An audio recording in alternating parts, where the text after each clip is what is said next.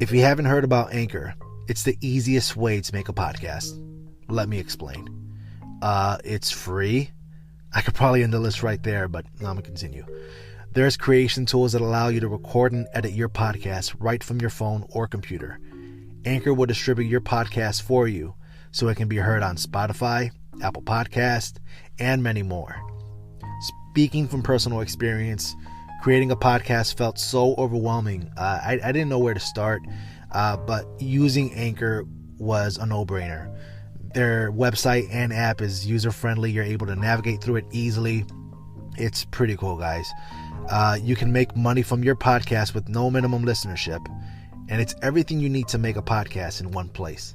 A one-stop shop. Download the free Anchor app or go to anchor.fm to get started.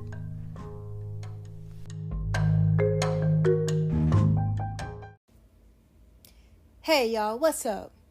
It's your girl Jakara N. Holman, one half of Indie Center Podcast. And tonight I have our very first late night segment with Indie Center Podcast. Why is this a late night segment? Because we're doing something way different than we normally do. This time we're talking about sex. We're talking about that Humpty Dumpty. We're talking about hunching. We are talking to someone that called himself Sex God. His name is King Lazarus, but if you ask him, he's the sex god.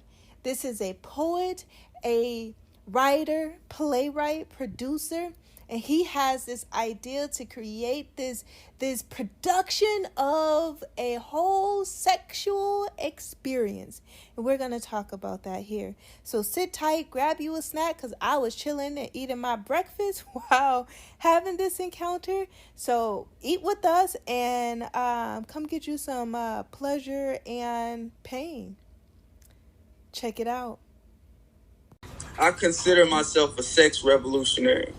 So with my book, what I'm attempting to do is to take the stigma out of sex, whether based upon whatever ideals a group of people may have as it relates to either what their parents taught them or what type of book they read. You know what I'm saying? That people have a lot of choice words for the expression of sex. So with the book, what I do in the book is I take the listener down a path of raunchiness, but then I also through the work show them how divine it is, or the actual sexual intercourse is, because if you take sex out the equation, then you no longer have a human species. So why should something that creates life be seen as something that's vulgar? So with the pieces, that's what I attempt to do. So, you got a lot of people, they put labels on relationships, or, they have, choice beliefs of what a relationship should be. And I come from the perspective of, if you want to have sex with somebody, have sex with them. Like, if you want to have sex with a woman, have sex with a woman. If you want to have sex with a man, that's what you're into. Whatever it is that you're into, nobody should be able to dictate what you do in your bedroom. And, so that's the angle that I come from with my pieces. I truly just want people to express their sexuality and not look at it as something vulgar. Like, in my mind, I see the bedroom as an altar. Anytime a man puts his dick inside a woman, there should be a certain level of reverence to the fact that, she's giving him that and he's giving her that. It should be mutual. She should respect his nut as a royal seed, and he should respect her pussy as divine soil. So when the two merge, then it can be a sacred union. I'm not of the notion of seeing sex as just something that's, hey, wham, bam, thank you, ma'am. It has to be seen as sacred, but at the same time, it don't have to be just, between one and two people. Like, it can be like, just live your best life is pretty much where I'm coming from. And this is Lazarus Rod, King Lazarus Rod, the poet. King Lazarus. So your name has big weight to it. And so how are you bringing your namesake into the work that you do? Well, I feel like culture has done so much to downplay, melanation. But I don't like to get too much into those topics because I don't even want to give the impression that I'm taking a pity party or I'm playing a blame game or passing the buck. But the reason I use the word king is because to give myself power and myself nobility, and the word king stems from me subscribing to be a god. And when I say I'm a god, a lot of times it causes people to flinch because they don't really get my thinking. And my thinking is that so as a man thinketh in his heart, that which he is. So when I say I'm a god, when I say I'm a king, basically what I'm saying is I have the power to reign over any situation that I've been through. My story can't be my glory if I chose to share my story as far as the hardships and trauma. But I don't even like going down that lane. I just like going down the lane of, hey, as a God, I was put here to create love and light, and through the expression of romance, you know what I'm saying, through the expression of my divine words, because I'm very particular in how I put words together. That's how I reign over my situation, if that makes sense. So now you're doing a erotic book. But when you and I first talked, you shared with me, some excerpts from another book that you had in mind, about like maybe the crack baby or something like that. So what's happening with that project? Well, that project is still underway, but I put that on the back burner because my mindset tells me that I'd rather give people good vibes, something that stirs, hope and positivity in them than just, trauma dumping all over paper and force feeding it down their mouth. So I'd rather basically give I would basically create, right now I'm at the point to where I want to create a product that makes people happy and gives them joy. And I feel like my more difficult stuff that I went through will cause people to be sad. And I don't want to be associated with the guy who makes people sad. I want to be associated with the guy that makes people have smiles, laughs, and orgasms. So, there's multiple ways that you can think about it. Like, yes, it can bring, sadness, but it also can bring awareness, because obviously your story may hit home, close to home for other people who, have a similar upbringing. So don't you think that they should also have a voice to their trauma? Yes, but that's a very slippery slope, because whatever a person focuses on grows. So from coming from my knowing is that if I focus on all the bad things that I've been through, then whatever the mind focuses on is what the mind gravitates toward. So basically the mind becomes a magnet that draws all those things right back to me. So my focus is, how can I have positive thoughts that are about love and light, and create, an artwork so where it draws those people in. And then possibly if I do more, if I was given a platform and the focus of that platform was motivational speaking, then I could go into, I would target that audience for that particular venture. But I believe the actual, because it's the actual autobiography, so I believe the autobiography should come maybe a few years later. Understood. So what do you want people to know about you or to take away from your work? I want them to know that I'm a man who does not make no excuses as it relates to my empowerment and me bettering my situation. I've been through a lot of hardships and traumas, but I don't allow that to define me. I stand firmly on my Godship, on my Godhood, and I believe wholeheartedly that what we manifest, what we speak into the universe is what we get back. So I try to speak positivity, romance, love, erotica, because hey, that's what creates life itself. Sex? Divine sex. What's the difference from sex and divine sex? Or fucking and making love? Well, it depends on the intention of the person that's fucking you. If their intention is to debase you through the act of sex, then you're getting fucked. But if their intention is to kind of accentuate the divinity of your divine pussy, then you ain't gonna feel like you getting fucked. You gonna feel like you getting what you supposed to be getting. Pleased. Is that right? So if you're being pleased, are you being made love to then? Well,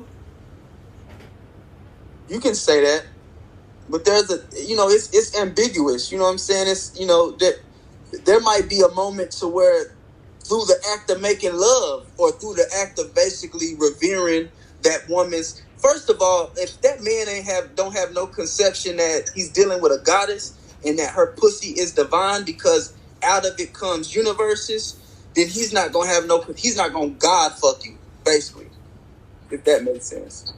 Wait, what? Now you're bringing another element into this. God Well, fucking? it's very complex. Yes, God. Yes. I'm confused. Yes.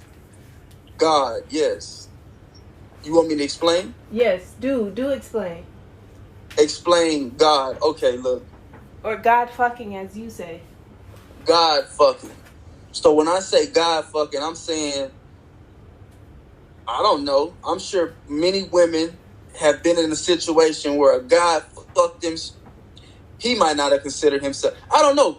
Some women haven't been fucked by gods, but I know any woman who's fucked me has been fucked by a God. And I know that when they reach back and, you know what I'm saying, and get filled with the Holy Ghost, that's what that is. Anytime a woman is trying to get somewhere and reaching from high heaven and going and speaking languages she didn't even know she knew how to speak, she getting God fucked. You don't think you're being a little conceited or arrogant with your words? No, I think I'm being very intentional and very honest with how I perform with my words and how I perform in the bedroom. I think any woman who's ever experienced me sexually will attest that I am a sex god in real life.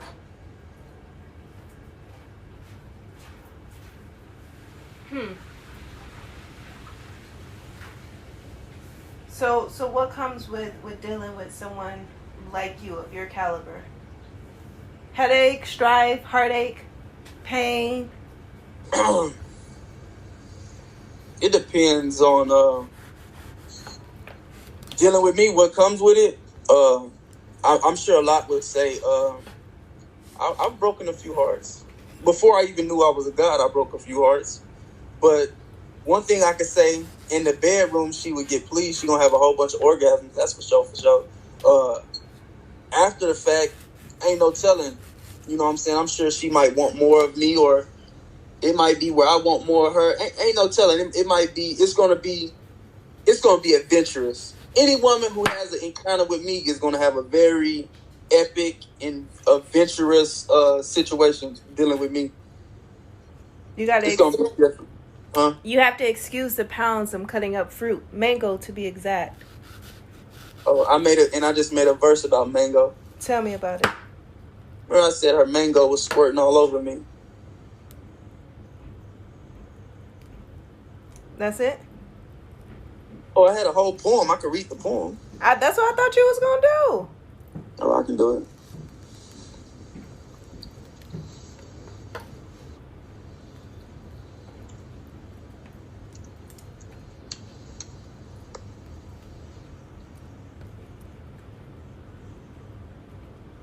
What's your favorite fruit? My favorite fruit is pussy. You're just nasty. Hey, her back was arched, receiving all of me, and her mango juice was squirting all over me. When I pulled out, looked down, it's glistening. When suddenly I drifted into a deep meditative state and time traveled back to the golden days when my flesh was adorned in fine linen and my skin tone was not villainized. And staring into these eyes of antiquity, I saw a sequence of affairs appear vividly. God and goddesses were under the glow of euphoric clowns, and the sounds of their love-making was just as loud as the waves thrashing up and down the shoreline. On all fours, sex goddesses pleasured the other sex goddess from behind with passionate licks and kisses that intertwined many heartstrings into love knots and are present within every love box. The most sacred gift, one that causes frequencies of energy to shift and transmit into a symmetry of hypnotic vibes that infuse so much chemistry inside hot thighs drenched with pleasure. And staring through the window of my erotic palace, I watched them sip from the other's holy chalice, treasuring the sight to see. The Erotic Palace by King Lazarus, wrote a poet. So were you just eating mango one day and came up with that? Actually, I was having a conversation with somebody, and she was like, hey, that mango gonna be squirting. And I was like, oh yeah, you sure? That's a bar right there. So was she talking about the actual fruit, or was she talking about genitalia? Oh, she talking about that pussy. Oh. The vagina, the yoni. The yoni, got you. The yoni. Okay. So you do erotic poetry. And then you have this idea for a book and play. Tell me about that. Yes, I see like a burlesque show. You know how you see strip clubs, right? And within the strip clubs, they seem to, and this is just my knowing, only my knowing, but when I see strip clubs, it seems as though they defile the act of a woman's naked body. So what I attempt to do is I want to put the woman's naked body on a pedestal. If you go back to cultures before the whole civilization era, a woman could walk throughout the jungles butt naked, and nobody was trying to rape or do anything weird because her nakedness wasn't seen as something that's bad.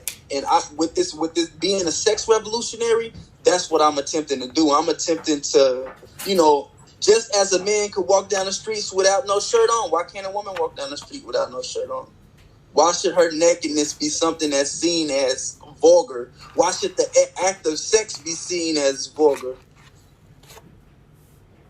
So with the burlesque show, what I want to do is to get a whole bunch of poets together, specifically from the Minnesota area, because that's where I reside, to truly bring this into fruition. And then we would do ticket sales at the door, and it would be the whole show would be very sexually fulfilling, not so crass to where it would resemble porn, but not something to where it's just like bland, like white bread. Ha ha ha. So kind of like 50 Shades of Grey played out live and in color? Yes, 50 Shades of Grey. But but see, in 50 Shades of Grey, like, the woman was kind of debased.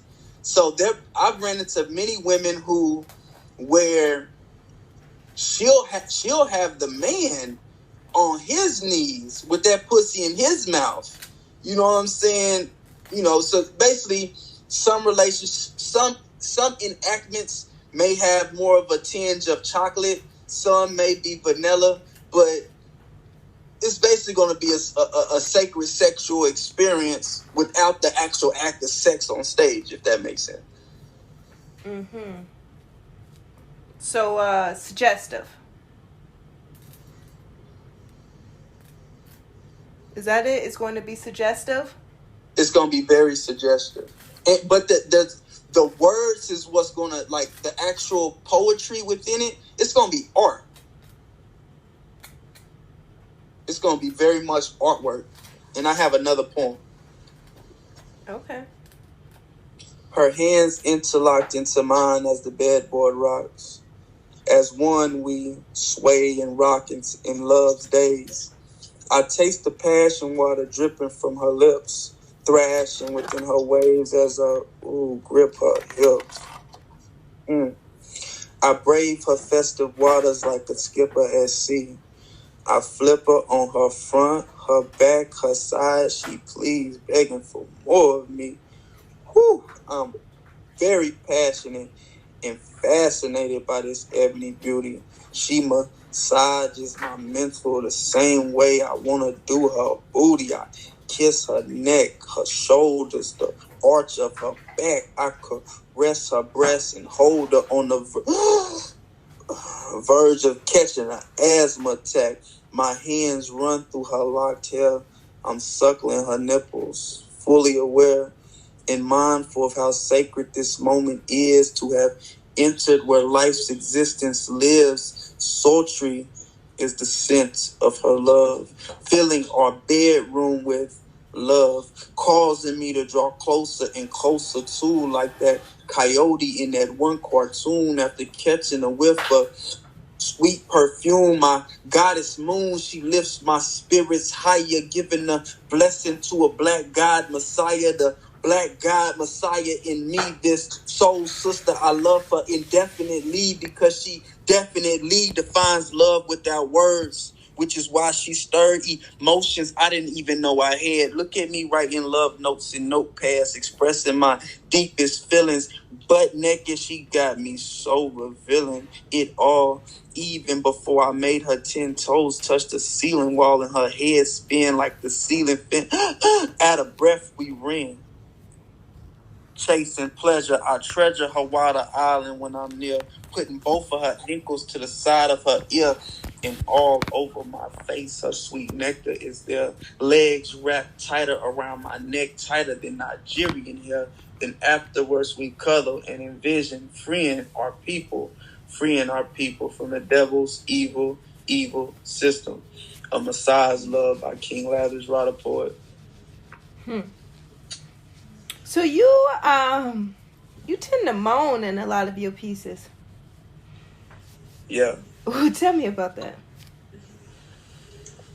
Cause I be feeling it. Like I feel like. So you getting off through the words yourself. I'm a sapiosexual, baby. So whether I'm hearing it, the words, very intelligent, intentional words, or I'm delivering intelligent, intentional words, I literally have a orgasmic feeling to that. I'm a sapiosexual. I was thinking a nympho. I'm also a nympho. So speaking of you moaning through your work, there's this new platform called the Clubhouse, and the Clubhouse can be used for many things. I think of it as like the worldwide podcast. It seems like everyone is experts at everything. So there's some very corporate America, very motivational prayer rooms, some how to get rich quick rooms, some real estate rooms, building the brand, building yourself as a business and a culture. But then there's also kind of like the Clubhouse after dark and even during the day where there's these very explicit rooms like the moan rooms, and you tend to create many of these moan rooms. What are those like? So those are non-judgment rooms that allow people to freely express their sexuality with no restraints, unless they want to be restrained. Okay. So, what's the inspiration behind any and all of the work that you do? Well, the inspiration came more on a spiritual level. I've been going through this spiritual journey of tapping into the ancestors, and you know, all praise to Amon Ra, all praise to the Neters, all praise to the goddesses of Egypt, to the goddess of our gods and God. Well, the Neters and Neteras of my culture, at least, and in doing that, it dawned on me that society seems to associate sex as being something that's evil or taboo. So, it's like, for me, it's like, let's get the small thing. Let's get the obvious. For me, let me address what's obviously wrong with how society views sex and create a whole bunch of artistry around that before we go to tackling into systemic racism and all these things that people seem to that cause trauma responses in everybody who hears those messages. Okay. So you're trying to normalize sex or sexual explicitity? Basically. But not normalize it to the point. Yeah, normalize it. Yeah, but normalize it, but at the same time, maybe to wrap a notion around it of purity. So celebrate sexuality. Celebrate your sexuality. Absolutely.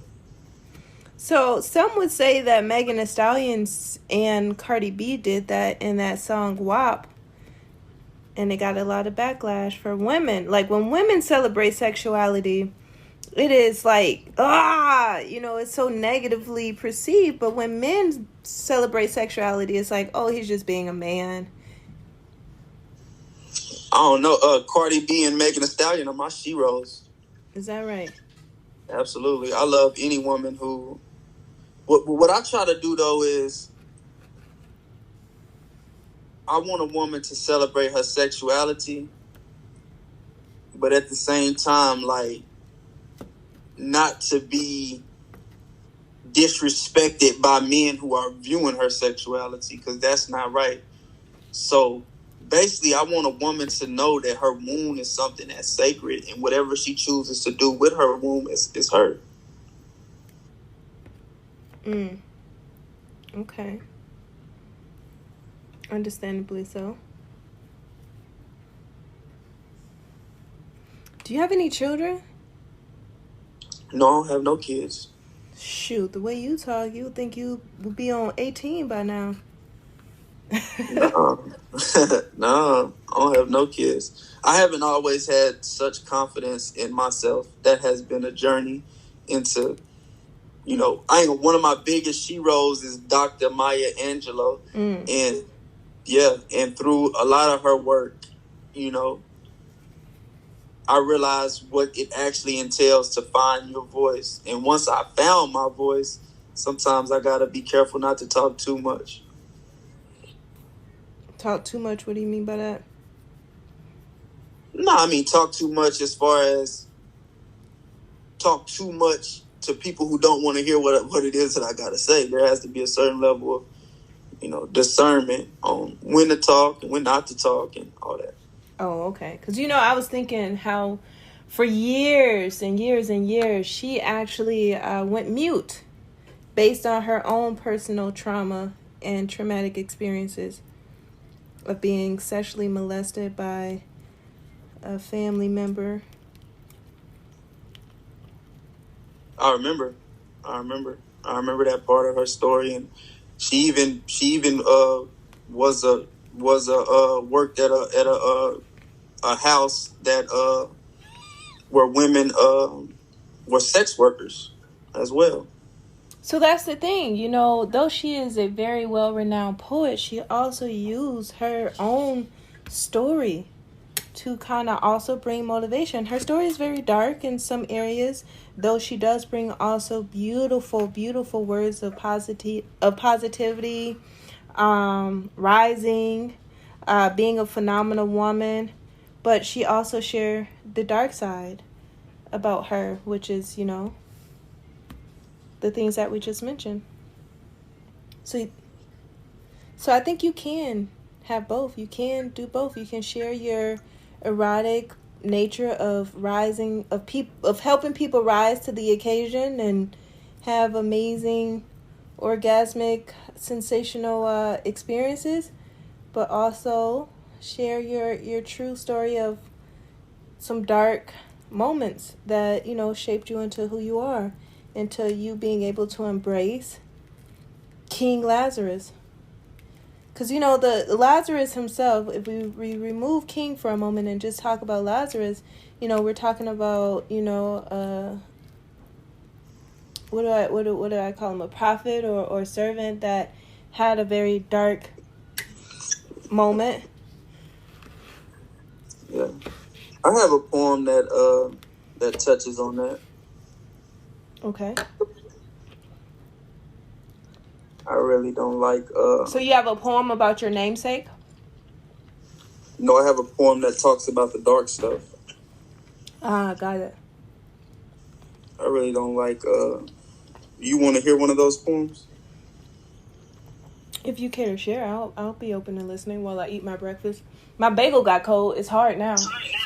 We did. What you put on your bagel? I put this, what is it? I put this, creamy and delicious brown sugar and cinnamon spread onto it. Cream cheese spread. Sounds good. Mm-hmm. I'm going to have that with some mango. Yeah, so this poem is it's a more deeper poem, but it goes like this. Every day I challenge myself to the task of removing the mask. I remove the mask. And when I close these eyes of mine and envision myself as a little guy, I stare through watery eyes. When I had seen society glaring back at me, seeming to see me as being a non-human being, a crack baby sitting at the edge of a busy street, wincing in the pain of having very little to eat, and believing that none cared about little old me, and being the son of a drunken Eddie Kane, teardrops down my baby face rained.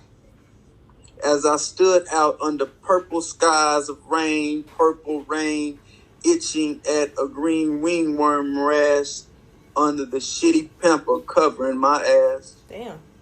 Feeling lower than the trash thrown upon the grass. Feet bleeding, having stepped on a shard of glass. Yes, I was going through a hard time. The crack baby was going through a hard time. My head spinned and spinned. The graveyard was my kitty pen. Hair in knots, dry lips, very chapped eyes, red and puffy. I needed a motherfucking nap. Then as time ran, soon the child became a man, and finally understanding his purpose, healing began. The person became richer, fast forwards, more or less, away from feelings of feeling worthless. 6 months since my release from prison, sadly, I had to be sat down to see the purpose behind vision. The collision of contrast and thoughts he envisioned brought about a ghost. My very mother from above, and she spoke to a destiny covered in mud, whispering whispers in my little ear. Listen to me, dear. The crystal ball is the mirror. The crystal ball is the mirror. Own the narrative within your storybook and give a deeper perspective to your outlook, and son, your life will have merit. Live according to the truth, lest you perish. These were Mama's words from the grave. Mama's words from the grave by King Lazarus, wrote a poet. It's very deep. Very, very deep.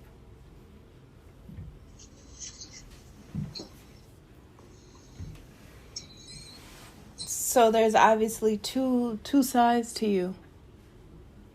Or you're like an onion. You have multiple layers. Yeah, I'm an enigma. There's a lot going on with me, but what I realize is that I try to stay more closer to my more passionate side as far as the romance, because that's healthy for me. Okay. That makes sense. So what are your goals? My goal is to become a published, self-published author, and create burlesque shows and give people a exciting experience, and then down the road get into maybe possibly motivational speaking and share my personal story as it relates to different hardships that I went through. But I'm careful not to take a pity party. I see so many people taking pity parties and blame game politics. I don't want to get into all that. I see. Okay. Interesting.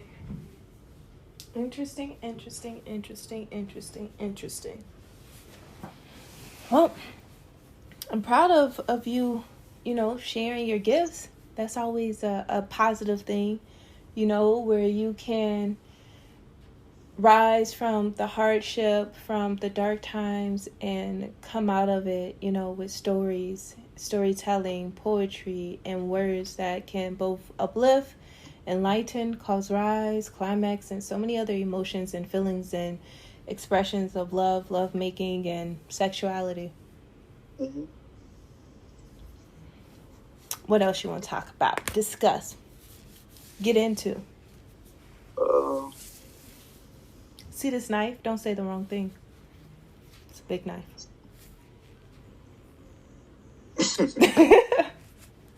There's a big knife. Yeah, I used it for a mango. Just whatever it is that you want to talk about. We could talk about spirituality. Let's talk about spirituality.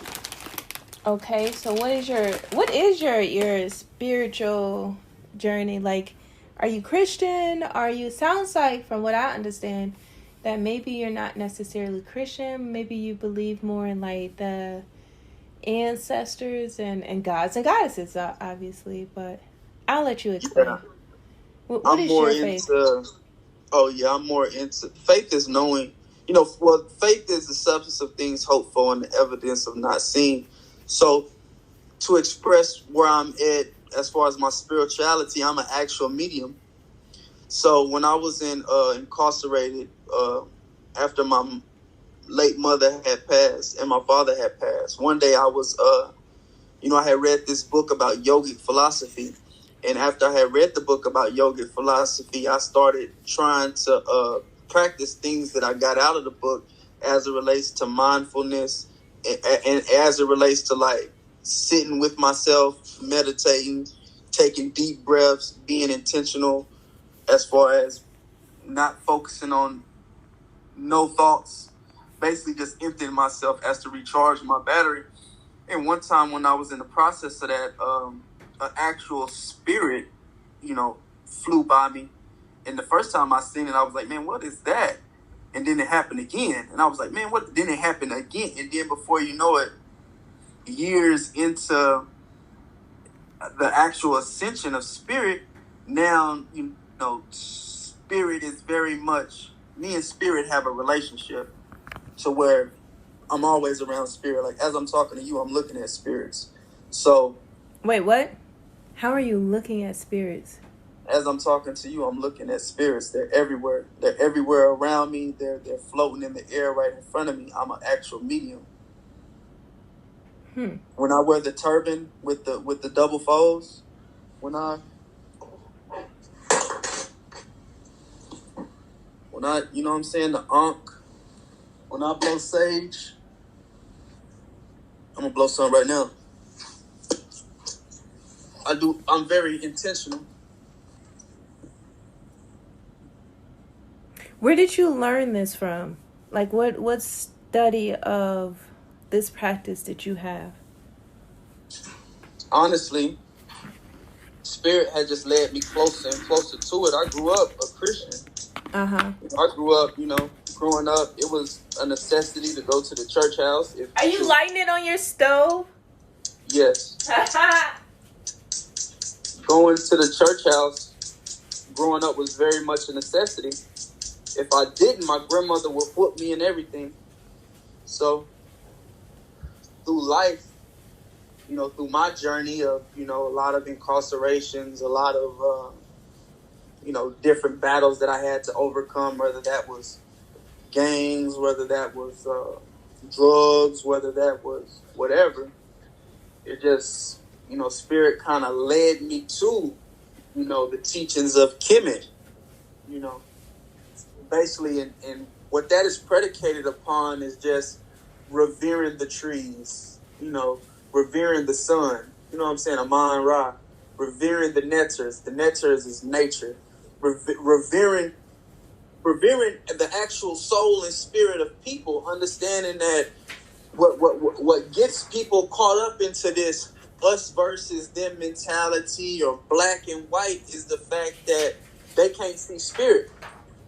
They don't understand that we are actually spiritual beings having a human experience. They get so caught up with the clay that they can't see what animates the clay, if that makes sense.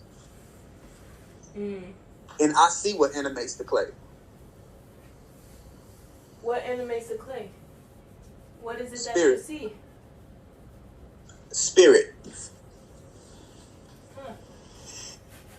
Is this some maybe teaching that you got out of prison? Because I've seen, like, obviously we've seen the movies where, people go into prison. They have some experiences when they're very young that cause them to be incarcerated because they may not have had guidance or direction or, great leaders. And so they go into prison. They see these leaders in prison that they take liking to and seek guidance from, and then these leaders kind of pour. Well, there was one man, but he was more focused on. He was a true revolutionary.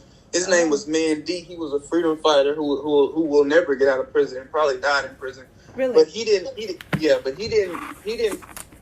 push me toward. He just taught me to be more, I guess you could say, socially responsible and politically conscious as a black man. He the one who got me out of the habit of using the word nigga in relation to myself, to see my community as something to actually want to provide and take care for. So that was one of my dear brothers, Mandy. His name was Mandingo.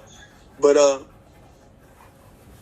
when it comes to the actual, Kemet, when it comes to actual my personal spirituality, that was just a elongated journey.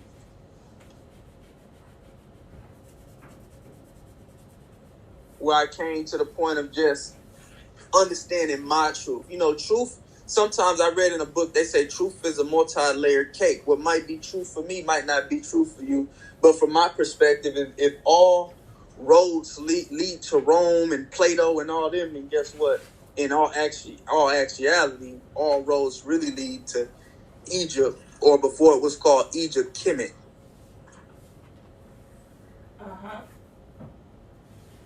So basically, I don't subscribe of condemning somebody for their spirituality, whatever that might consist of. That ain't my place. So, is there any book that you read from, like maybe the Bible, the Quran? No, you can read the Book of the Dead. Oh, what? Yeah, it's the Book of the Dead. The Book of the what? Now you threw me off. The Book of the Dead. The Book of the Dead is I'd have to send you, an actual picture of what the book looked like. Yeah, it's a book. It's the book. That's the book you got to read. Just look it up. The Book of the Dead. The Book of the Dead is it's the for what I believe in. It's the that's the book. That's the sacred text. Huh. I don't know. That book might scare me. I'm not really into the dead. Well, it's not just talking about death. It's talking about, well, death. When you look at death, it depends on how you look at death. In all actuality, there is no such thing as death. Mm. Well, what happens when people die then? What happens when people die? Your spirit, the flesh dies, the clay dies, not the spirit, not what animates the spirit.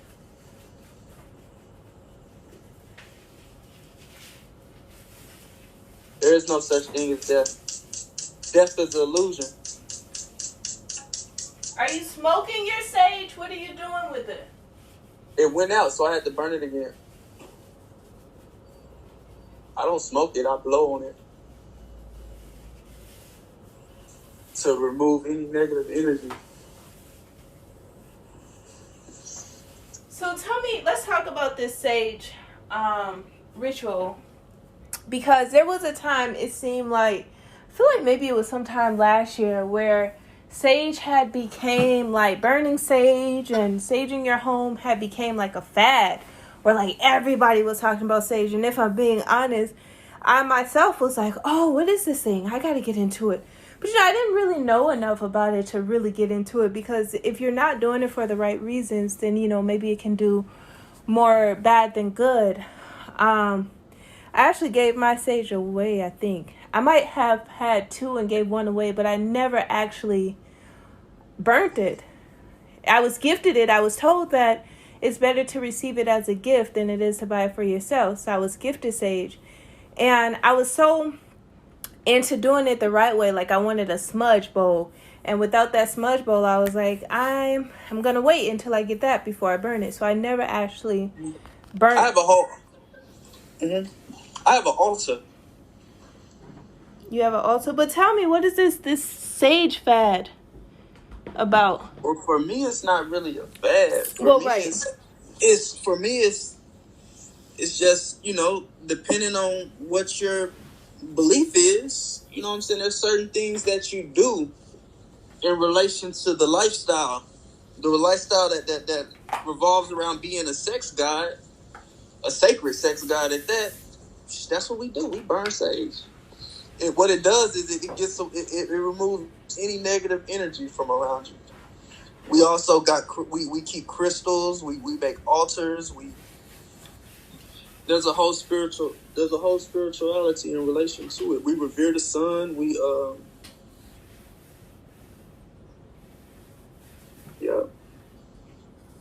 don't condemn nobody for their sexual orientation. We don't negate anybody for their religious beliefs. We try our best not to see white and black. We try to see soul family. We just see it as, at the end of the day, everybody want to be loved, cared for, and live out their best life on earth. So what we try to do is we try to facilitate that. We try to give good vibes, good energy, light, love, and deal with our own trauma for self, with self. Who is this we you speak of? Anybody who subscribes to what it is that I am. Which is a sex god. Is that what that is? That you are? I'm very much a sex god, a sacred sex god, yes. Okay. So mainly it's sex. Usually men don't reach the point to where I'm at. Usually they don't never reach that within several lifetimes. But a lot of women, I've run into a lot of women like Queen Afua. She's most definitely a sex goddess. And all her lineup. Queen Afua, sacred woman. Who is that? That's baby. That's baby. That's mama. I wouldn't even call her baby. That's like mama. Is she a poet? Nah, she's a practitioner. She's a seer. She's a healer. Okay. How'd you meet her? I've never met her. I've read her book. Oh, okay. Listened to a few of her documentaries. Know a little bit about her story. interacted with a few of her the sacred women up under her. Yeah, she got a whole movement out of in the New York area and the East Coast to where they're bringing light to the netters. And see, this Heru right here. You ever seen this symbol? Mm-mm. That's Heru. I'll show you my altar.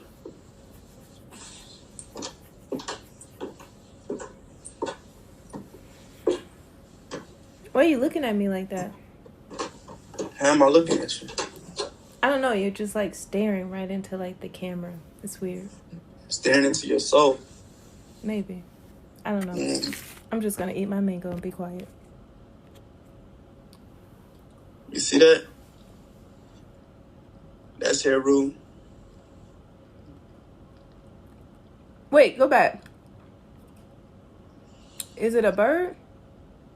It's Heru. I feel like. The Please falcon excuse me. I feel like my ignorance is coming through, so I'm open to being educated and to learning. Yeah, it's the falcon, Queen. Okay, the falcon. It's the falcon. It's the, it's an actual image or a divinity within Kemetic culture.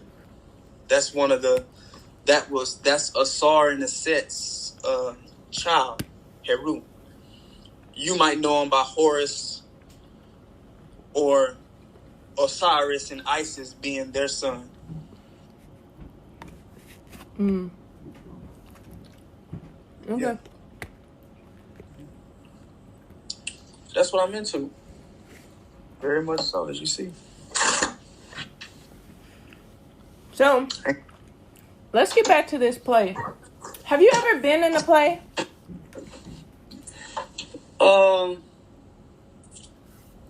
An actual play. Yeah, when I was a child. I think there was a few plays that I was in when I was a child. But I'm very confident on the stage. Like I don't have not even a little bit of fear. You're confident in performing. I'm confident in communicating. I'm confident in the sexual expression. I'm confident in actual sex. I'm confident around the board. Like I don't struggle with the things that most men struggle with. So you're planning to put on an entire production? Burlesque shows, and I want to take a page right out of Tyler Perry's book. What do you mean by that? Well, if you remember Tyler Perry, at first he created little skits. Skit here, skit here, skit here. Then before you know it, he got a production team behind him. Before you know it, he was creating movies. And before you know it, he created an actual, what was it called? A studio. Before you know it, he was hiring people. So, like a Broadway play, pretty much. But burlesque. So you wanna, here's a question. You want to reinvent something or invent something of your own, a burlesque production or studio. But why don't you go to the likes of like Tyler Perry and say, hey man, instead of like having to create your own entire production studio, saying, hey man, have you ever thought about having a chapter of burlesque with what you do? Because he already has the setup, the team, everything in place. And then you can just bring one more element of that. And the reason why I bring that up is just that, how do we grow and build together as a nation versus always trying to like do it on our own or create something new? Well, we can just maybe partner and collaborate and collectively have something. I'm not against that. You know what I'm saying? I'm not against that, but if I get introduced to Tyler Perry, we can have that conversation. But I'd rather deal with grassroots. I'm not real big on clout chasing, so I'd rather deal with the person who has aspirations to whose basically aspirations that they have kind of in some way line up with what I got going on, especially in the Minneapolis area, because that's where we at, and make it happen.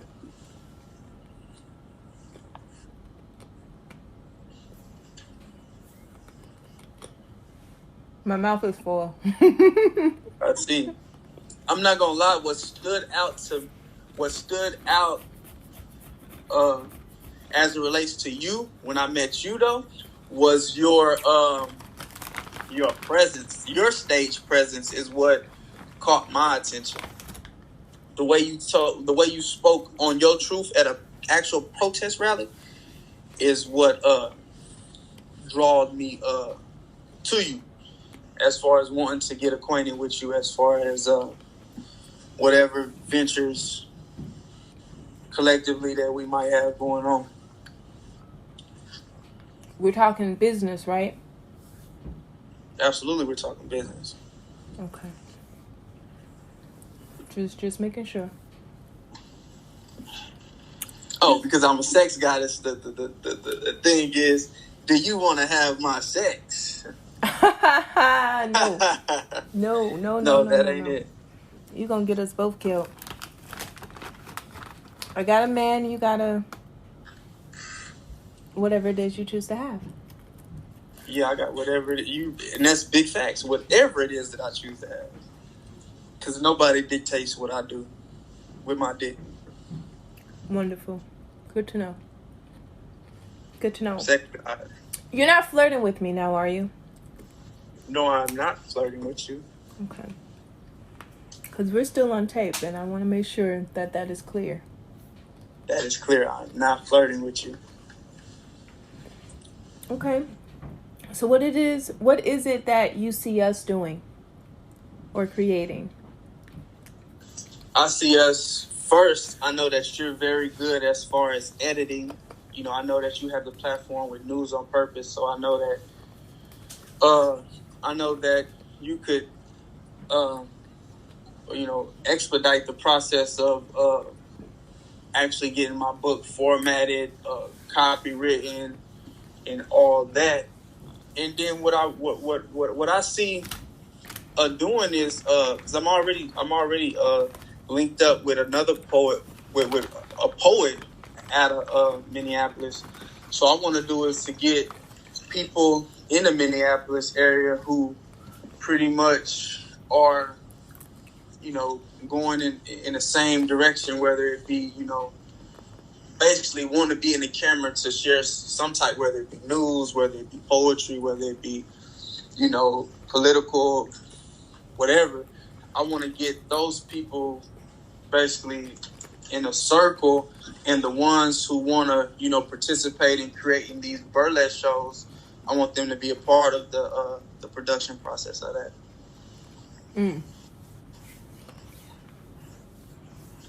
We talked about this before, but I can't be a participant in your show.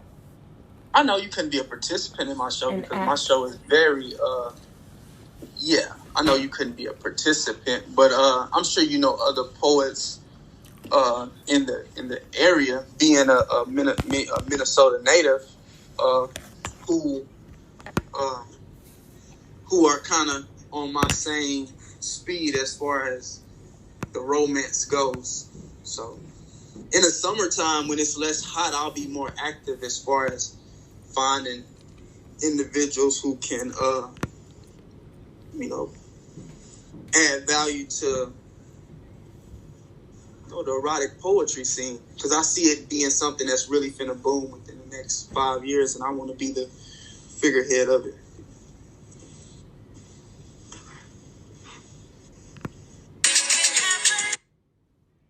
Sorry. I was trying to... There's actually someone that comes to mind that I think I may love to connect you with. I think her name is like Sola something. I met her in Chicago, and she has some Minnesota... I think it's Sola the poet. She has some Minnesota roots. Is this her? This is her. Sola the poet. Oh, they're doing it again. Or was this from last year? I forgot. Yep, she's always a part of the Love Fest. And I co-hosted the Love Fest last year with this guy named McQuan, who is an artist. Sola is dope. I would love to connect you with her. I think she may be from Minnesota and now live in Chicago. I think she would be someone definitely to connect with, to know. I'm gonna connect you both. That would be love, because it takes teamwork to make the actual dream work or a vision come into fruition, and especially someone who I've ran into several fellow poets, but they're, you know, most of the poets that I've connected with are out of the Minneapolis area. So I would love to connect with poets in the Minneapolis area so we can really, you know, build from this base and get people to draw to the city. Do it bigger than anybody has ever done it. Okay, so then in that window, then there is Frank. I think he goes by, what is his last name? There's this guy named Frank. He's an old head, but he's a veteran and very, very seasoned. I would love to get in contact with whoever. You know, I'd be more focused on the more millennials, but I'd be willing to have a conversation with anybody as far as what it is that I'm planning on doing. I mean, yes, you definitely want to build with millennials, but a good reason to connect with old heads is because Frank has connections, resources, and history. So he knows how to book out like the Varsity Theater for what you want to do. He knows how to book out, you know, these places, how to get you in connection or in contact with owners of spaces. I'm loving that. I want to talk to him. I love building with old heads because young heads, like millennials, it's like we're in competition. Like they don't want to necessarily partner with you. They want to one up you. To not focus. You know what I'm saying? A lot of times it takes a little to get a little upper in age. Most times to really get focused and really seated in what it is that you want to do as far as, you know, being strategic to, you know, I don't even like to use the word brand, but, you know, what is your brand? Like, what is it that, you know what I'm saying? What is it that moves you? What is something that you would enjoy doing every day to the point to where it wouldn't seem like a job? Yesterday, I was in a coffee shop. I always go to coffee shops. And I was watching a young lady. She was working on some assignment that she had for her college test. And during the process of it, I seen how frustrated. I even asked her. I said, "What you working on?" She said, and she like took a deep breath and was like, "Hey, I'm working on some type of biological." And I was like, "Oh, it don't seem like that's pretty much fun." So anyway, so my thing is just doing what I enjoy doing. I enjoy making people smile. You know, I enjoy creating good vibes.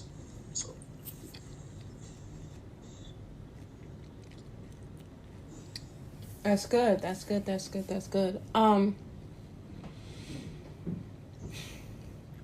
I'm excited to see what you come up with.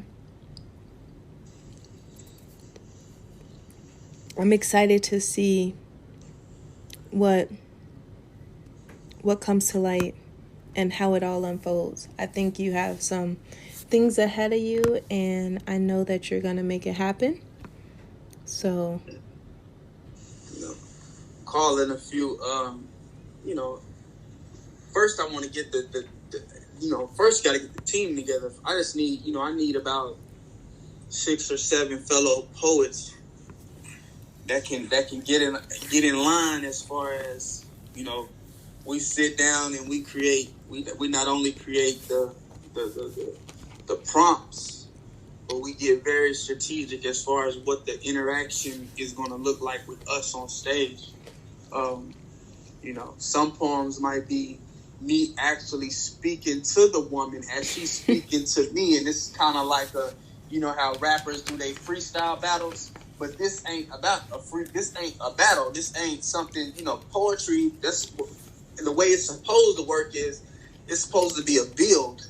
It ain't supposed to be I'm competing with you to see how better my words are than your words. No, it's supposed to be let's somebody sets one brick, and you build 2 bricks on top of that, then I build three bricks, then we get to this point of climax, so where we both just freely express ourselves. So that's what I want to create, on stage, with a whole bunch of, things going on in the background, to where, the actual nakedness or half nakedness is also seen as, it's like body paint. When we see women with the body paint, you know what I'm saying? They're naked, but then at the same time, there's a certain level of divinity within their nakedness, and that's what I want to do. Okay, very nice. I don't know how bricklaying came to climax. I was like, wait a doggone minute. Pyramids. We building a house and I don't know.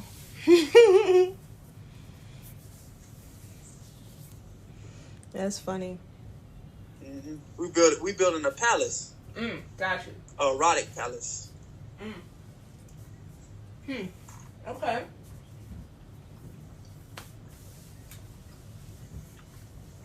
Well, Mr. Lazarus. King Lazarus, excuse me. Yeah. I don't want to keep you much longer, because I got to eat my bagel with the creamy spread on it and my mangoes. That's cool. So we will be in touch, and let's make sure that we ping in for the People's Court once again on Clubhouse. Just let me know when it's gonna happen, like the day before. Listen, you don't always get a day before. You get an hour, or you get a call and say, "Come on in." Well, that's how it works in the industry. Next time you call me, I'm gonna show up for you. There you go. All right, I'll call you. There she go. There she go with those alpha tendencies. I'm just saying. Hey, I got you. Well, thank you so much for the talk. It's been real. Mm-hmm. All right. I'll let you later. All right, bye.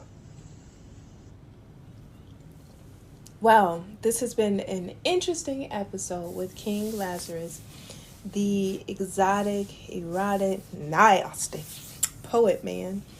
No, I'm just kidding. It's always good to learn about people from different genres, different disciplines of art, and I hope you support him. He has moan rooms on Clubhouse. You can catch him doing poetry around the city, online, on Instagram. And if you know a great poet, make sure you support him. Thank you for listening. Have a great day.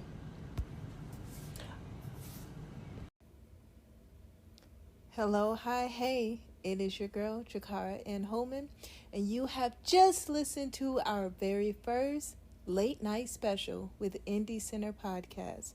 Let me know what you thought of King Lazarus.